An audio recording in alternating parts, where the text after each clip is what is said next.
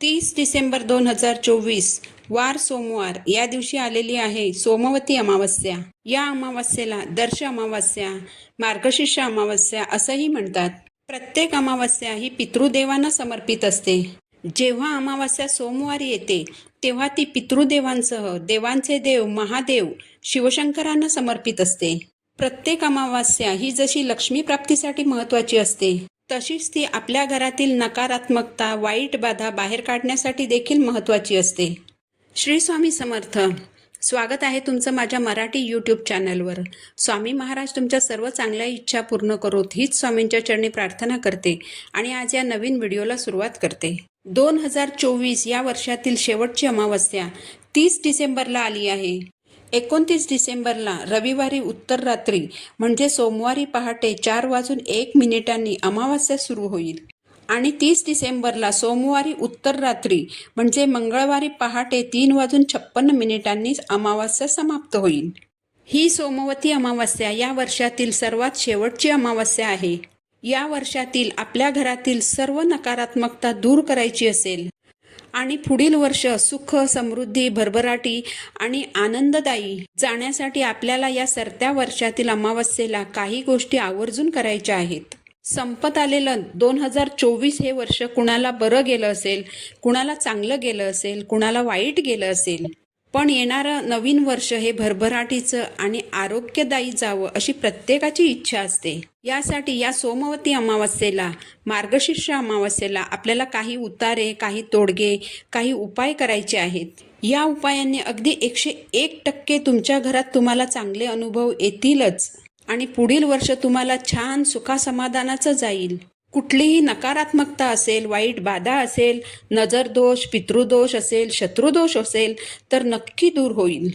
तर सोमवती अमावस्येला सकाळी लवकर उठा, आंघोळीच्या पाण्यात थोडंसं खडे मीठ आणि थोडीशी तुरटी टाकून त्या पाण्याने स्नान करा। घरातील अगदी प्रत्येकाच्या म्हणजे लहान लेकरांपासून ते वयोवृद्ध व्यक्तींच्या आंघोळीच्या पाण्यात या वस्तू टाका। तुमच्या आजूबाजूला किंवा शरीरात मनात जी काही नकारात्मकता असते, वाईट विचार मनात येत असतील, वाईट स्वप्न पडत असतील, मुलाबाळांना नजर लागली असेल तर पाण्यात तुरटी आणि खडे मीठ टाकून त्या पाण्याने स्नान करा। बघा तुम्हाला लगेचच चांगला अनुभव येईल। कधीच कुठलीच नकारात्मकता तुम्हाला बाधणार नाही। आंघोळीनंतर देवघरातील देवांची छान पूजा करा। सोमवती अमावस्या असल्याने तुम्ही शिवलिंगावर अभिषेक करायचाच आहे। साध्या पाण्याने अभिषेक केला तरी चालेल, पण शिवलिंगावर अभिषेक नक्की करा। जर तुमच्याकडे काळे तीळ असतील तर पाण्यामध्ये थोडे काळे तीळ मिक्स करा आणि त्या पाण्याने शिवलिंगावर अभिषेक करा। दुधाने अभिषेक करा। दुधामध्ये काळे तीळ मिसळून त्या दुधाने शिवलिंगावर अभिषेक करा। शिवलिंगाला चंदनाचे लेपन करा। यामुळे आपल्या घराला आणि घरातील सदस्यांना सुख, शांती आणि समाधान लाभतं। पितृदोषापासून रक्षण होतं। गाईचं थोडंसं कच्चं दूध घेऊन त्यात थोडासा गूळ टाका आणि त्या गोड दुधाने शिवलिंगावर अभिषेक करा। अभिषेक करत असताना ओम नमः शिवाय या मंत्राचा जप करा। शिवलिंगावर बेल अर्पण करा, भस्म अर्पण करा।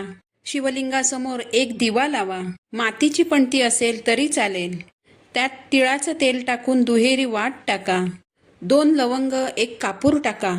दिवा प्रज्वलित करून तुमच्या मनात जी इच्छा असेल, तुमच्या पतीविषयी असेल, मुलांविषयी असेल, स्वतःविषयी असेल, तुमच्या घरादाराविषयी असेल, पैशाच्या अडचणी येत असतील, नोकरीमध्ये अडचणी येत असतील, घरामध्ये वादविवाद होत असतील, घरावरील नजरबाधा, शत्रुदोष दूर होण्यासाठी असा एक दिवा शिवलिंगासमोर नक्की लावा। सोमवती अमावस्येच्या दिवशी पिंपळाला पाणी अर्पण करा। एक तांब्याचा तांब्या भरून पाणी घेऊन त्यात थोडंसं दूध टाका, थोडेसे काळे तीळ टाका, 2 पांढरी फुलं टाका। हे पाणी पिंपळाच्या मुळाशी अर्पण करा। यामुळे पितरांना शांती मिळतेच, शिवाय या वृक्षामधील सर्व देवतांचा आशीर्वाद देखील आपल्याला प्राप्त होतो। पिंपळाच्या खोडामध्ये ब्रह्मा, विष्णू, महेश यांचं एकत्रित स्थान असतं। लक्ष्मी मातेचाही पिंपळामध्ये वास असतो। पिंपळाच्या झाडाखाली एक दिवा लावा। एक पणती घेऊन त्यात तिळाचं किंवा मोहरीचं तेल टाका। त्यात 2 लवंग, 1 कापूरवडी टाका। दिवा लावल्यावर पिंपळाला 11 प्रदक्षिणा घाला।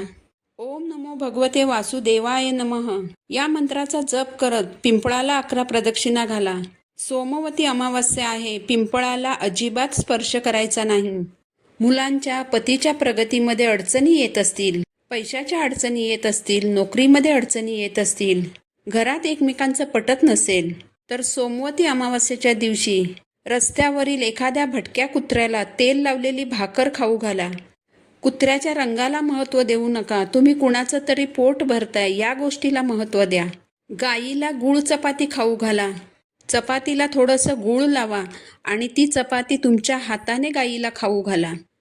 अमावस्येच्या दिवशी आपलं घर स्वच्छ करा. घरातील नको असलेली अडगळ काढून टाका. नवीन वर्ष येणार आहे. नवीन वर्षाच्या स्वागतासाठी घर स्वच्छ करा. थोडंसं पाणी घेऊन त्यात थोडंसं गोमूत्र, थोडंसं गंगाजल, एका कापराच्या वडीची पूड करून ती पाण्यात टाका. तुरटीची पूड करून ती पाण्यात टाका. थोडीशी हळद टाका आणि एखाद्या फुलाने किंवा आंब्याच्या पानाने हे पाणी संपूर्ण घरात, अगदी घराच्या कानाकोपऱ्यात हे पाणी शिंपडा. बघा, नावाला सुद्धा घरात नकारात्मकता उरणार नाही. उरलेल्या पाण्याने फरशी पुसून घ्या. अमावस्या आहे तर मुख्य दरवाजा स्वच्छ केलाच पाहिजे. उंबरठ्यावर हळदीचं लेपन झालंच पाहिजे. नवीन वर्ष येणार आहे तर दरवाजाला आंब्याच्या पानांचं तोरण लावा. दरवाजात थोडीशी का होईना रांगोळी काढा. हळद कुंकू ओलं करून दरवाजावर स्वस्तिक काढा. शक्य झालं तर सकाळी दरवाजाच्या 2 बाजूला 2 दिवे लावा. एक दिवा तरी नक्की लावा. सोमवती अमावस्येच्या दिवशी तुम्ही जर घराची दृष्ट काढण्यासाठी घरावरून नारळाचा उतारा करणार असाल तर एक काळजी घ्यायची आहे. घरावरून नारळाचा उतारा केल्यानंतर हा नारळ फोडायचा नाही, कारण सोमवार हा महादेवांचा वार आहे. सोमवारी नारळ फोडला तर ब्रह्महत्या केल्याचं पातक लागतं. यामुळे जर तुम्ही घरावरून नारळाचा उतारा करणार असाल तर उतारा केल्यानंतर तो नारळ फोडू नका. डस्टबिनमध्ये टाका किंवा एखाद्या निर्जन ठिकाणी टाकून द्या. आपल्या मुलांच्या आणि पतीच्या प्रगतीसाठी आणि एकूणच आपल्या संपूर्ण घराच्या प्रगतीसाठी, त्यांना प्रत्येक कामात यश मिळण्यासाठी, प्रत्येक कामातील अडचणी दूर होण्यासाठी, घरावरील वाईट बाधा, नजरबाधा, शत्रुदोष दूर होण्यासाठी सोमवती अमावस्येला घराच्या दरवाजाच्या बाहेर एक दिवा नक्की लावा. यासाठी थोडीशी कणिक घ्या, त्यात थोडीशी हळद टाका. छान कणिक मळून त्याचा एक चौमुखी दिवा बनवा. 8 वाती घ्या आणि त्यांच्या 4 जोडवाती बनवा. दिव्यात तिळाचं किंवा मोहरीचं तेल टाका. एक प्लेट घेऊन त्यात दिवा ठेवा. दिव्याला तांदळाचं किंवा फुलांचं आसन द्या. दिव्याला हळद कुंकू फूल वाहून दिव्याची छान पूजा करा. हा दिवा दरवाजाच्या बाहेर लावा. अमावस्येच्या दिवशी संध्याकाळी असा दिवा घराबाहेर लावल्यामुळे घरात बसलेली अलक्ष्मी निघून जाते आणि लक्ष्मी आपल्या घरात प्रवेश करते. लक्ष्मी ही दुसरी तिसरी कोणी नसून पैसा, सुख, समृद्धी, घरातील आनंद, धनधान्य, अन्नधान्य याच गोष्टी म्हणजे लक्ष्मी आहे. यामुळे घरात अन्नधान्याची कमी होत नाही आणि घर गोकुळासारखं नांदू लागतं.